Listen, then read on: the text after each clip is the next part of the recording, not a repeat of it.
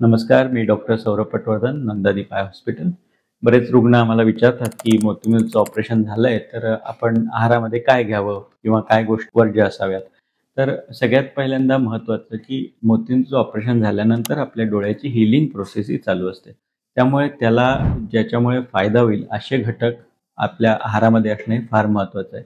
असे घटक कुठले आहेत? तर ग्रीन व्हेजिटेबल्स. याच्यामध्ये भरपूर विटॅमिन्स असतात आणि त्याच्यामुळे आपल्या शरीराला हीलिंगसाठी मदत होत असते.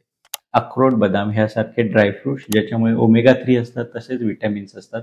याच्यामुळे सुद्धा आपल्या शरीराला जखम भरण्यासाठी मदत होत असते. तर हे जरूर आपल्या आहारात ठेवा. कुठले पदार्थ वर्ज्य करावेत?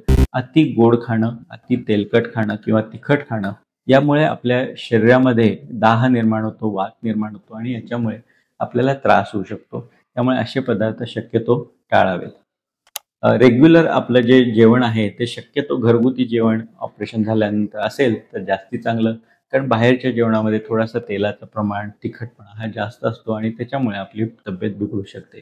शक्यतो स्वच्छ चांगले खाणं पुढचे काही दिवस पाळावे, ज्याच्यामुळे आपलं पोट बिघडणार नाही आणि त्यामुळे आपल्या प्रकृतीवर दुष्परिणाम होणार नाही. त्यामुळे या गोष्टी तुम्ही लक्षात ठेवा. चांगला सकस आहार ऑपरेशननंतर ठेवा, ज्याच्यामुळे तुमची हीलिंग प्रोसेस चांगली होईल आणि तुम्हाला कुठलाही त्रास होणार नाही. धन्यवाद.